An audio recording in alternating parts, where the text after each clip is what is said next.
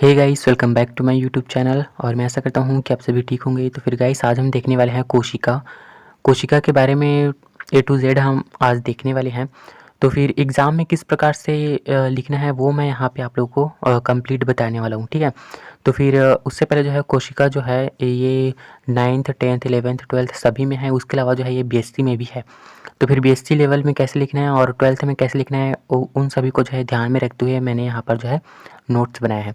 तो फिर सबसे पहला जो है आपको रूपरेखा लिखना है। फिर आप जो भी कुछ लिखना चाहते हो उसका जो है शॉर्ट फॉर्म बना लेना है। सबसे पहले जो है हम कोशिका का इंट्रोडक्शन देखेंगे, है ना, परिचय देखेंगे। फिर कोशिका का डेफिनेशन देखेंगे। फिर जो फीचर है कोशिका में वो हम देखेंगे। फिर उसके बाद हम टाइप्स देखेंगे। तो फिर ये सभी हम देखने वाले हैं। तो फिर इन सभी को तो हम डिस्क्राइब करेंगे ही।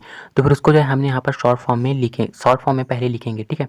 कुछ भी लिखते हो तो फिर आप जो है साइनॉप्सिस करके इंट्रोडक्शन डेफिनेशन जो भी उसका कुछ भी है तो फिर वो आप जो है यहाँ पे पहले लिखोगे। तो फिर हम यहाँ पर सेल का देख रहे हैं तो फिर सेल का सभी जो है ये हम देखेंगे। तो फिर चलिए आज का हमारा टॉपिक स्टार्ट करते हैं। और एग्ज़ाम में ऐसे ही लिखना है आप लोगों को, है ना। चलिए इंट्रोडक्शन देख लेते हैं। कोशिका सिद्धांत के अनुसार कोशिका को संरचनात्मक तथा क्रियात्मक इकाई माना जाता है। समस्त जीव कोशिका से बने होते हैं। देखिए गाइस, हम सभी जो है किससे बने हुए हैं? कोशिका से बने हुए हैं। तो फिर कोशिका से बने हैं, इसी वजह से संरचनात्मक। और क्रियात्मक क्या है? कोशिका कार्य करती है। हम जितना भी कार्य कर रहे हैं वो कोशिका ही तो कर रहा है ना। तो फिर कोशिका सिद्धांत के अनुसार कोशिका को संरचनात्मक तथा क्रियात्मक इकाई माना जाता है। समस्त जीव जो है कोशिका से बने हुए हैं। अब चलिए डेफिनेशन देख लेते हैं। सब पहला पॉइंट हमारा कंप्लीट हो गया। डेफिनेशन देखते हैं। कोशिका जीवित जंतुओं की वह संरचनात्मक व क्रियात्मक इकाई है जो सभी जैविक क्रियाओं को स्वतंत्र रूप से करने की क्षमता रखती है। ठीक है गाइस, क्या बोल रहा है? जो कोशिका है ना, वो जीवित जंतुओं की वह संरचनात्मक एवं क्रियात्मक इकाई है जो सभी जैविक क्रियाओं को स्वतंत्र रूप से करने की क्षमता रखती है। अब चलिए कोशिका की विशेषताएं देख लेते हैं। Common features of cell.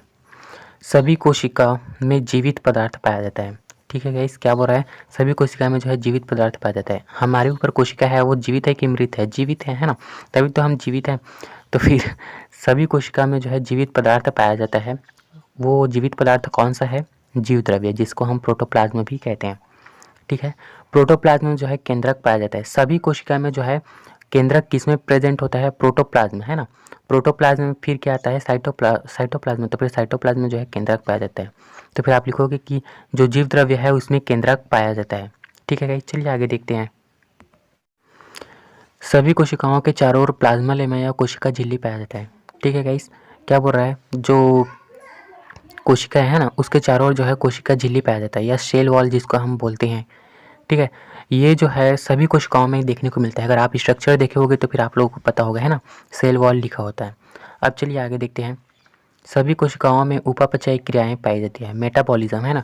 उपापचयी क्रियाएं आप लोगों को पता है। तो फिर सभी कोशिकाओं में जो है उपापचयी क्रियाएं पाई जाती है। सभी कोशिकाओं में न्यूक्लिक अम्ल आनुवंशिक पदार्थ का कार्य करता है। न्यूक्लिक अम्ल आप लोगों को पता होगा, डीएनए आरएनए, है ना। तो फिर ये सभी जो है आनुवंशिक पदार्थ का कार्य करता है। और ये जो है किस में होता है? कोशिका में ही तो होता है जी। सेल में जो है वृद्धि करने की क्षमता होती है। क्या बोल रहा है गाइस? सेल में जो है वृद्धि करने की क्षमता होती है। आप लोगों को पता होगा कभी जब हम गिर जाते हैं तो फिर हमें चोट लग जाता है ना, जिससे हमारे बॉडी में जो है चोट लग जाता है, घाव वगैरह हो जाता है। तो फिर देखोगे कि वो चोट जो है पूरा तरीके से भर जाता है ना। तो फिर वहाँ पर क्या होता है? सेल जो है डिवीजन करता है और उसको जो है पहले मतलब पहले की अवस्था में फिर से जो है आ जाता है बॉडी जो है। तो फिर वही बोल रहा है कि सेल में जो है वृद्धि करने की क्षमता होती है। अब चलिए देखते हैं कोशिका के प्रकार, टाइप्स ऑफ सेल। केंद्रक की सुसंगठित उपस्थिति के आधार पर कोशिकाओं को दो प्रकार से कोशिका जो है दो प्रकार की होती है। ठीक है गाइस, जो केंद्रक है ना, उसका वो सही प्रकार से है कि नहीं है, उसके आधार पर जो है हम कोशिका को जो है दो भागों में बांटते हैं। पहला जो है प्रोकैरियोटिक कोशिका और दूसरा जो है यूकेरियोटिक कोशिका। तो फिर चलिए प्रोकैरियोटिक कोशिका जो है हम देख लेते हैं। प्रोकैरियोटिक कोशिका में केंद्रकीय झिल्ली का अभाव होता है।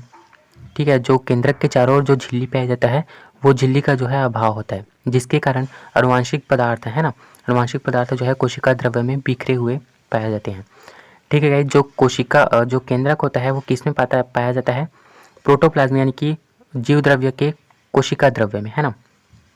तो फिर कोशिका द्रव्य में केंद्रक है और केंद्रक के चारों ओर केंद्रक को जो घेर के रखता है ना झिल्ली, वो केंद्रकीय झिल्ली का अभाव है, मतलब नहीं है। तो और केंद्रक में क्या पाया जाता है? आनुवांशिक पदार्थ पाया जाता है। तो फिर वो आनुवांशिक पदार्थ किस में पाया जाएगा? कोशिका द्रव्य में जो है बिखरे हुए रहते हैं। ठीक है गाइस, क्योंकि केंद्रकीय झिल्ली का अभाव होता है। अब चलिए उसके आधार पर जो है ये जो है प्रोकैरियोटिक सेल है। अब चलिए प्रोकैरियोटिक सेल के जो है हम लक्षण देख लेते हैं। आनुवांशिक पदार्थ डीएनए, आरएनए कोशिका द्रव्य में बिखरे होते हैं क्योंकि केंद्रकीय झिल्ली का अभाव होता है। ठीक है, केंद्रकीय झिल्ली का अभाव होता है जिसके कारण केंद्रिका है ना, न्यूक्लियोलस नहीं पाया जाता। ठीक है गाइस, और ये केंद्रिका कहाँ पाया जाता है? केंद्रक के अंदर पाया जाता है। ठीक है, तो फिर केंद्रकीय झिल्ली का अभाव होता है, इसी वजह से केंद्रिका नहीं पाया जाता। चलिए आगे देखते हैं। इनका राइबोसोम जो है 70S टाइप का होता है। जो प्रोकैरियोटिक जो कोशिका है उनमें जो राइबोसोम्स पाया जाता है गाइस वो 70S टाइप का होता है। इसमें कोशिकांग जैसे माइटोकॉन्ड्रिया, गोल्गी है, इसका मतलब ER है, मतलब एंडोप्लाज्मिक रेटिकुलम है। ठीक है जी, एंडोप्लाज्मिक रेटिकुलम, लाइसोसोम आदि जो है नहीं पाया जाता है। ठीक है, जो प्रोकैरियोटिक कोशिका है उसमें गोल्गी है, माइटोकॉन्ड्रिया, एंडोप्लाज्मिक रेटिकुलम, लाइसोसोम नहीं पाया जाता। और इनमें जो कोशिका भित्ति होता है गाइस, सेल वॉल जो होता है वो प्रोटीन और कार्बोहाइड्रेट का बना होता है। ठीक है, कोशिका विभाजन में जो है कम समय लगता है। कोशिका विभाजन में यहाँ पर जो है कोशिका विभाजन में जो है हाँ कम समय लगता है, जल्दी जल्दी वृद्धि कर लेते हैं। जो प्रोकैरियोटिक कोशिका जो है वो जल्दी जल्दी वृद्धि करते हैं, मतलब जल्दी जल्दी विभाजन करते हैं और जल्दी से जो है वृद्धि कर लेते हैं। ठीक है, तो फिर कोशिका विभाजन में जो है कम समय लगता है। अब चलिए देख लेते हैं यूकैरियोटिक सेल। यूकैरियोटिक सेल, इनमें आनुवांशिक पदार्थ सुनिश्चित नाभिकीय झिल्ली द्वारा घिरा रहता है। ठीक है गाइस, क्या बोल रहा है? इसमें जो केंद्रक है ना, या फिर आनुवांशिक पदार्थ जो है वो निश्चित झिल्ली द्वारा घिरा रहता है, निश्चित नाभिकीय झिल्ली द्वारा। अब चलिए इसके लक्षण देख लेते हैं। केंद्रक में केंद्रिका उपस्थित होता है। वहाँ पर हमने क्या देखा था यूकैरियोटिक में कि न्यूक्लियोलस नहीं पाया जाता है ना, लेकिन यहाँ पर केंद्रिका पाया जाता है। केंद्रक में केंद्रिका उपस्थित होता है। DNA केंद्रक के अंदर उपस्थित होता है। ठीक है, क्योंकि यहाँ पर जो है नाभिकीय झिल्ली पाया जाता है। ठीक है गाइस, DNA प्रोटीन से मिलकर गुणसूत्र के रूप में सुसंगठित होते हैं। ठीक है, इनमें राइबोसोम जो है 80S टाइप का होता है। इनमें कोशिकांग, माइटोकॉन्ड्रिया, गोल्गी, एंडोप्लाज्मिक रेटिकुलम पाया जाता है। सेल वॉल सेल्यूलोज का पाया जाता है, और सेल वॉल जो है पादप कोशिका में ही बस पाया जाता है। ठीक है, जो प्लांट सेल हैं उनमें ही बस सेल्यूलोज पाया जाता है, सॉरी सेल वॉल जो है पाया जाता है। एनिमल सेल में जो है नहीं पाया जाता। ठीक है, इसमें विभाजन देर से होता है। जो यूकैरियोटिक कोशिका है उनमें जो है सेल डिवीज़न में जो है अधिक समय लगता है।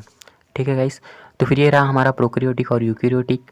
आई होप आप लोगों को समझ आया होगा। अगर नहीं आया होगा तो फिर वीडियो जो है बार बार रिपीट करोगे, क्योंकि मैं अधिकतर कमेंट आता है कि आप जो है जल्दी जल्दी बोलते हो, है ना।